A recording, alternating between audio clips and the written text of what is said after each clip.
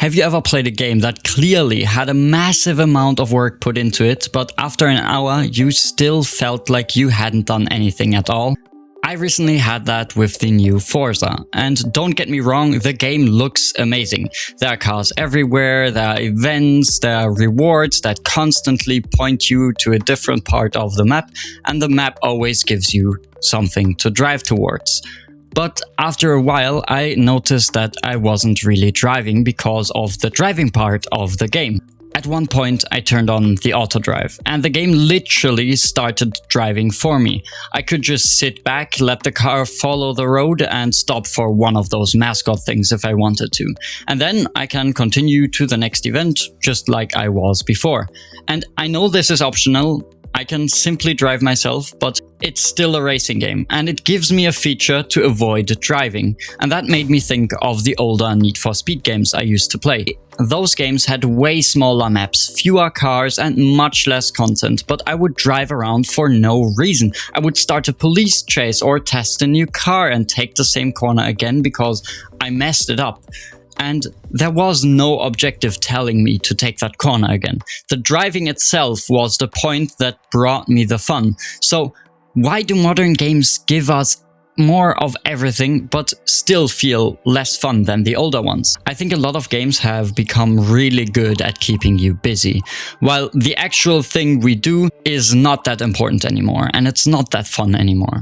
With that, there is a difference between enjoying an action and enjoying the reward you receive after the action.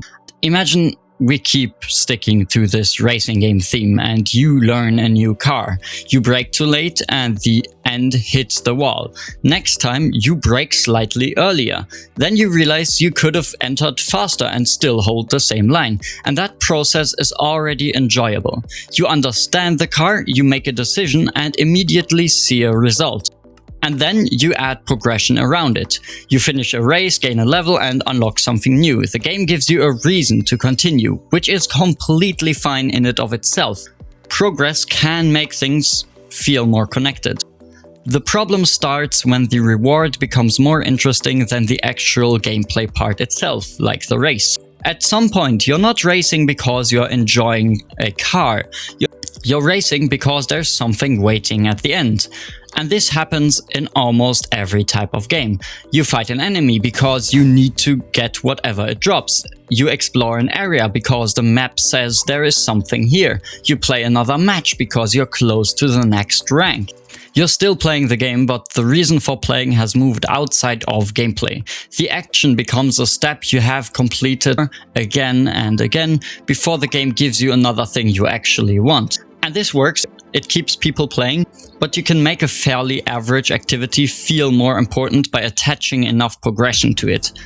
Eventually, you will notice that you're not really excited to do that activity again. You're just not finished with the reward yet. And that's why the auto drive feature bothers me. It's not really the feature itself, it's what makes the feature useful. If the roads between events were interesting enough for me to drive through, I would not want that game to drive for me. But when the world is mostly something I have to cross to reach the next activity, auto drive becomes convenient.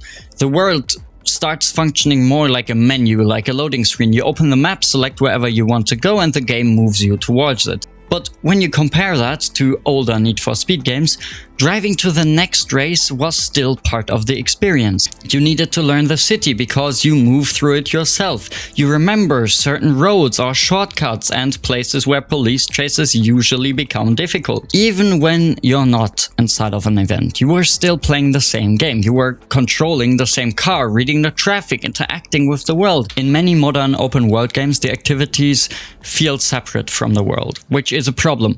Like, there's a race placed there, a challenge, and some collectible between them. So the map becomes larger and larger until it's really enormous. But once you understand the pattern, the world feels small. You already know what you're going to find. You just don't know which icon it will use. A larger game sounds better in your head. There's more cars, more missions, and everything of that could theoretically mean more fun.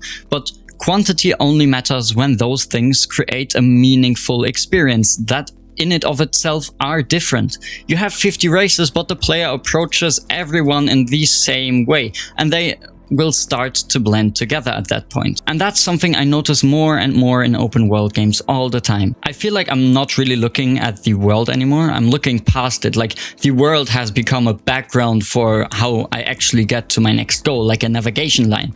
And that's also why some smaller games feel so much larger in your memory. They leave enough space for you to wonder what might be there. Take Hollow Knight, for example.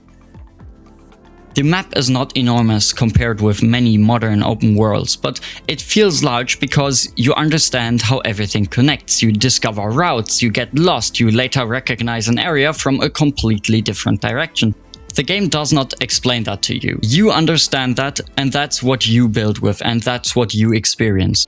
Now imagine Hollow Knight with every bench, upgrade, boss, and hidden room marked from the beginning. There would technically be just as much content, but it would not longer feel like you discovering anything.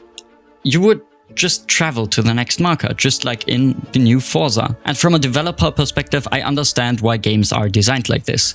Players can miss things, they can misunderstand a mechanic, they can get stuck or stop playing because they don't know where to go. If you spend months building an area, you probably want players to see it, so you add a marker. If the player still misses it, you highlight the object. If they get confused, you put a character there to explain what they need to do, and eventually it becomes almost impossible for the player to misunderstand anything, but it has also become more difficult for the player to figure something out for themselves. And a good example for this is puzzle hints. You enter a room, look around for maybe 10 seconds, and then a companion comes in and explains the entire solution.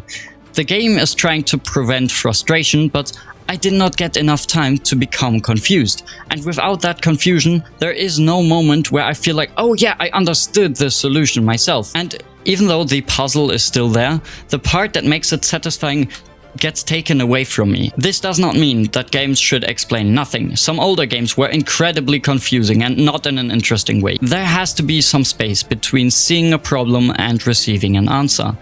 And that's where the player can participate with your game. Celeste is a great example of this. The controls are easy to understand, but the game doesn't explain every movement you need to make. It gives you clear mechanics, and then it creates situations for you where you have to combine them. You understand what the game is asking, you just have to do it. And you see more and more that modern games are also extremely focused on removing friction. If traveling takes too long, add some fast travel. If navigation is confusing, you add a line. If a player misses something, you place a marker there. And each of those decisions may improve a game, but the issue appears when everything is so smooth at every point in the game. Sometimes the thing that gets removed is not just frustration, it's the part that makes your game feel remembered or meaningful. Like, shortcuts feel valuable because the original route was difficult. For example, take Dark Souls. You have a large part of the experience that comes from slowly understanding the world. You open a door after traveling through a dangerous area and suddenly you realize, oh, I visited this earlier. That shortcut matters because you understand what it saved you from. If the game allowed you to immediately go into that area, the world might be easier to navigate, but the connections don't feel meaningful. And this does not mean that every game should copy Dark Souls. Not every long journey is meaningful, and wasting players' time is not automatically good design. The important question is whether the friction asks something from the player. Does it make them learn, decide, or improve, or does it delay them? Because those are not the same thing. And I think another reason for this is that modern developers have access to huge amounts of player data. They can see how long people play, where they stop, where they make a return. And that information is useful. You look at similar numbers on YouTube or somewhere else, you can see where people leave a video or the intro is slow. But the numbers show behavior. They don't explain the feeling behind it. Someone can play a game for hundreds of hours because they love the gameplay, but someone else can play the same 100 hours because they are trying to complete a battle pass before it expires. The playtime feels the same and looks the same, but the experience is different. A game can have strong retention because players enjoy it, but it can also have strong retention because players stop feeling like losing progress. From an outside perspective, they look almost identical. So naturally, developers optimize the things that they can measure. They add another reward or reason to return and another system that moves forward whenever the player does something. Eventually, your game becomes very, very good at making sure the player always has a task. But having something to do is not the same as wanting to do it. And there's a simple question developers can ask. Would the player still enjoy the basic interaction if there was no reward for it? Would driving still be fun if I don't unlock a new car? Would combat be interesting if the enemy dropped nothing? Progression should stop to support something that's already enjoyable.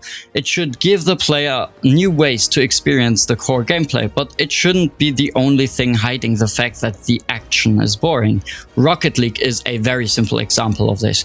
You can move ranks, cosmetics, progression, and hit the ball with the car, and it's still fun. The interaction works before the larger systems get added.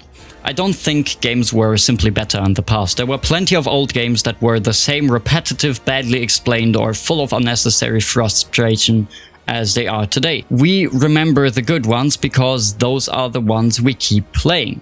Modern games can also do this really well. The difference is that developers have become much better at preventing the moment where players might stop, and they always add a next task for the player.